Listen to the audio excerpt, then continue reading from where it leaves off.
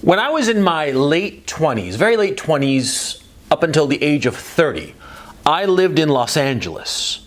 And I fucking hated Los Angeles. As far as I'm concerned, Los Angeles is the loneliest city on this earth. I find it just such a sad city and so lonely. I mean, you have no idea. What was it, 3-4 years that I lived there, they were the worst of my life in many respects.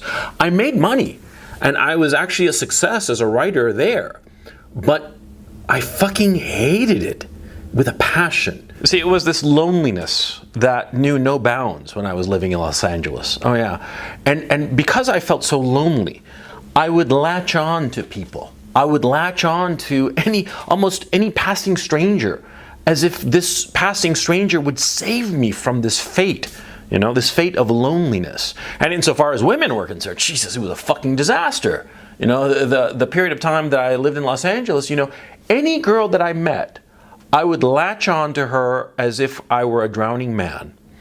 I would latch on to her, and of course the obvious happened. She wanted to get the fuck away from me. Yeah, I mean, somebody that needy, that fucked up, that lonely. No girl wants that guy, no matter how successful, no matter how shiny and new his car might be, no matter how many zeros he's got in the bank account, she is not going to want to be with that guy. And of course, no girl wanted to be with me when I was living in LA. But then it must have been 98, I moved to New York City, to Manhattan. I got this loft, a 2,000 square foot, actually it was 2,400 square feet, this huge loft in downtown Manhattan, right? And I started throwing parties in this big loft. And all of a sudden I met shitloads of people, and I met shitloads of girls. And I got with those girls. Oh yeah, I was very successful with those girls. And the apartment played a huge role in it, yeah? Because it became sort of like a party central. And that period of my life when I was living in New York, I didn't do shit. I didn't accomplish shit. Insofar as my career is concerned, that's why my career tanked. But insofar as loneliness, well, that went away. I'll tell you that right now. It went away, but actually it didn't go away. It didn't go away at all. Oh no. See, because what happened was that when I was living in New York City, I met a lot of girls, and I met a lot of guys who knew a lot of girls, or who could position me with a lot of just incredible trim. I wound up just like dating models and shit. I mean, just really high-flying women in New York City, right? Amazing women, I mean, incredibly gorgeous, but a lot of them incredibly accomplished, right? And I met them, and I dated them, and I screwed them, and I had a good time with them, sure. But that feeling of loneliness endured. It wasn't assuaged by these women. And that was the shocker for me. I was all of a sudden dating these wonderful women, attractive women, interesting women. Women that I could talk to about just about anything, yeah? I mean, some of them really fucking brilliant. But I felt just as lonely as I had before. And in a weird way, it was kind of like worse. Because there's nothing worse than having met somebody and you've dated them and you're fucking them, and then after sex, you're lying there and you just feel just alone. And that's a really miserable feeling. But that's how I felt a lot of times in New York City. I mean, just incredibly alone. Because there were these women around me, but they weren't, and they cared about me. I mean, some of these girls that I dated while I was living in New York City, I mean, they really cared about me, and they were really kind to me. They weren't bad girlfriends. On the contrary, they were wonderful women that any guy would be proud to be dating, but they did not assuage my feelings of loneliness. Yeah? And that was a fucking clue. Because, see, like most people, I'd grown up with this notion that if I found the right girl, if I found just the right woman, I would no longer feel alone. I wouldn't feel lonely. I would feel complete. It was this vision, this myth that I'd been told, that I'd been taught, and it was a myth that I believed. And we see it all the time. We see it in all these movies about the manic pixie dream girl. You know that story. Yeah, she's the kind of girl who's like petite and beautiful and always smiling and always high energy, and she's just gonna come into your life and magically fix it, right? Magically fix it as if she were a manic pixie dream girl, and spreading her little, sprinkling her little manic pixie dust on you to make you happy, right? She's in every fucking Cameron Crowe movie ever made, right? But see, that girl, it's not just that she doesn't exist, because she doesn't. It's that she can't do what she's been promised to you that she can do. She can't fix your life. No woman can fix your life. No woman can cure your loneliness. Oh no. You have to have cured your loneliness yourself before you can have any kind of serious relationship with a woman. Now, I'm going to do a separate video about how to cure loneliness, but insofar as women are concerned, and this myth that if you just found the right woman, your loneliness would be cured, I'm here to tell you from hard-earned experience here, no woman can cure your loneliness. And for you to try to latch on to a woman to cure your loneliness is only going to bring heartache to you, and in point of fact, it'll probably bring misery to both you and her, okay?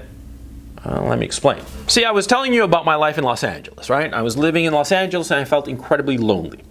Let's just say, for the sake of argument, and thank God this didn't happen, but suppose for the sake of argument that I had found some girl who wanted to have some sort of relationship with me, right? First of all, it would have been any girl, because at that point I felt so lonely that I could have dated a 500-pound neurotic schizophrenic and I would have been happy. I mean, that's how fucking lonely I felt living in Los Angeles, right? I mean, the bottom of the barrel would have been good enough for me. Yeah, that's how lonely and sad I felt at that time. I felt so lonely, so just heartbroken, that had a girl sort of like accepted my bumbling and awkward advances and my fucked upness, because the fact of the matter is I was fucked up because of a whole host of reasons that had sort of like accumulated in that period of my life. But suppose that some girl had sort of like taken me on, as it were, right? I would have gone with any girl, no matter how poorly she fit with me. I would have married such a girl, no matter how incompatible we would have been. And that would have spelled doom now, wouldn't it? Oh yeah. Yeah, because you see, you can't just simply have a relationship with whomever is passing by. No, you have to have a relationship, especially a serious relationship, especially a relationship that could potentially lead to children, with a woman who is actually compatible with you. Compatible not merely in personality, but more importantly, in life goals. But when you are lonely, and you are under this myth that a woman will save you from this loneliness, you don't pay attention to those things. You don't pay attention to the important things insofar as having a woman in your life. You pay attention to the fact that you have a woman and you're not so lonely, or at least you start to think to yourself that you're not so lonely. My experience in New York, where I was dating lots of girls and I still felt lonely, well, that clued me in that a woman cannot save you from loneliness. But when I was living in Los Angeles, I didn't know this. And so had some girl, paid any attention to me, and had she been fool enough to let me latch on to her and maybe even fucking marry her, I mean, I was that fucking desperate. I was that fucking crazy at that time, right? That fucking lonely. Had I married such a woman, it would have been a fucking disaster. Yeah. Because I would have married anybody, and what are the odds that somehow, magically, I find the right woman for me, huh? 1 in 3, 1 in 5, 1 in 100, 1 in 1,000, 1 in a million? Probably the odds would have been astronomical, and I would have latched on to some woman whom within a few months, not even a year, I would have realized, Jesus Christ, what the fuck did I do marrying this girl, huh? Yeah, because that's what happened when I moved to New York. I moved to New York in '98, and almost immediately I was dating some girl. And at first, in the first couple of weeks, it was great. But then after a while, I was like, I don't really like this girl very much. And why did I think that? Because I started meeting other girls. Yeah, because that first girl, I remember her clearly. Her name was Anne. I almost said her last name, but her name was Anne. And she was a model. She was a beautiful girl. She was a fucking disaster. I mean, I just did not like her at all. But the fact is, she was the first girl who had paid attention to me after the drought of Los Angeles. I'd moved to New York, I'd gotten my great place, and all of a sudden I'm dating this model. She was beautiful, gorgeous, right? Even though she was an awful person. And so I was like, holy cow, this is a wonderful thing. I thought in the first week. Yeah, but by the second week, I'd met some more people, some more girls. And by the third week, I was like, Jesus Christ, get this fucking bitch away from me. Oh yeah, because she was completely wrong for me. She was totally wrong for me. And actually breaking up with her was a little bit of a fucking nightmare, okay? Because she didn't want to break up, okay? She knew a sucker when she saw one. She wanted to latch on to me no matter what. And I wanted to get the fuck away from her. And well, the inevitable happened. A little scene happened. And it wasn't fun. But thank God it happened, yeah? More to the point, thank God it happened in New York and not LA. Because, like I said, when I'd been living in LA, I'd felt so lonely that if a girl like Anne had latched on to me in LA, and I hadn't met anybody else, of course, I would have said, well, this is as good as it gets, so I'm going to just lock her down and marry her. And it would have been a fucking nightmare. I mean, after 3 weeks, I couldn't stand Anne anymore, right? And don't get me wrong, she was, apart from being gorgeous, but she had a lot of qualities. I mean, now retrospectively, I don't know, 20 odd years after the fact, I look back on that relationship and I realized that she had a lot of qualities going for her, right? She had a lot of things, and she was no dummy, but just in terms of personality, in terms of vibe between us, it would not have worked, okay? And I realized also that she had certain screw-ups of her own. That's why she had latched on to me. And that's why when she latched on to me, she just really sunk her claws into me and did not want to let go when I decided to call a halt to it, not even a month into the fucking relationship. But you see my point, huh? Had I been in Los Angeles with this girl, I probably would have married her, to put it another way, in a way that might be suitable to you. Had I been in the throes of my loneliness, with no possibility of anything new coming into my life, I would have put a ring on a woman who would have been a disaster for me and for her. Yeah, that's what loneliness can do. Loneliness can fuck with your head so bad that you make horrible life decisions. Loneliness is not going to hurt you in your professional career. It's not going to make you choose the wrong job. No, of course not. But it will make you choose the wrong people to bring into your life. Because when you feel so lonely, anybody that can fill in that void, or more to the point, anyone that we delude ourselves into thinking will fill that void of loneliness, is accepted with open arms, and this person should not be brought in. And it's not because of them specifically, it's because they're not suited to you. But you don't see that because of loneliness. And that's why in life you have to be strongest when you are at your weakest. When you are at your loneliest moment, you have to be on your toughest guard against bringing in the wrong people. And you always have to understand that just because you're lonely and you finally met somebody does not mean that this person is your salvation. No woman can cure your loneliness. But a lot of times your loneliness will make you think that the woman you have met, the woman who has finally come into your life, might be the one. She's not the one. She's just the one who was, that you were lucky enough to pay attention to you at this moment that you are lonely and just probably want to die of that loneliness, huh?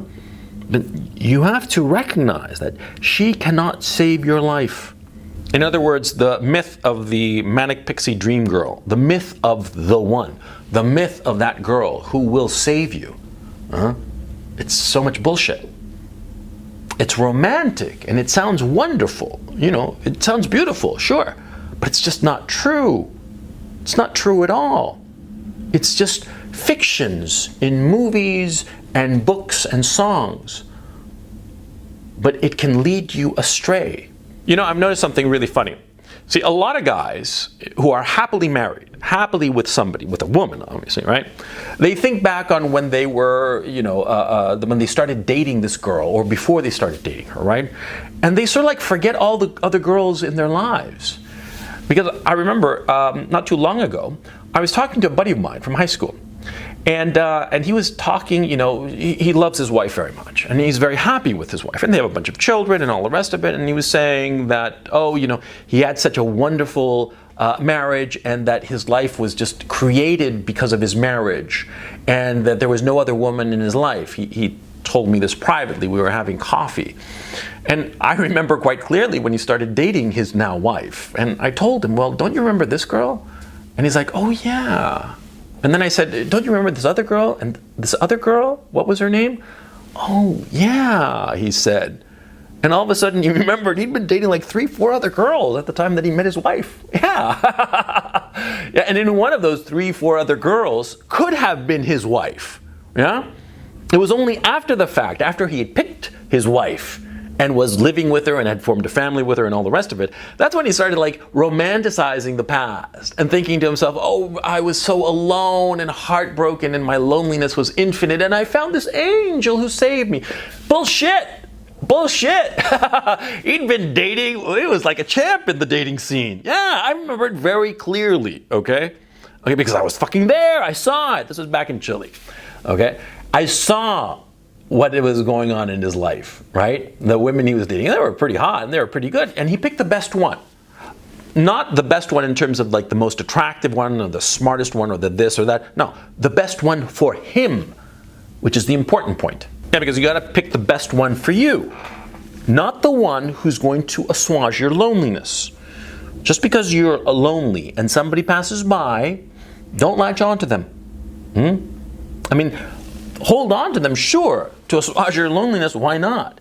Yeah? To get laid and have somebody, sure. But don't think that just because they're in your life, after a stretch of loneliness, that this woman can save you. Because no woman can save you from loneliness. You have to solve loneliness by yourself. And I'm going to talk about that in the next video.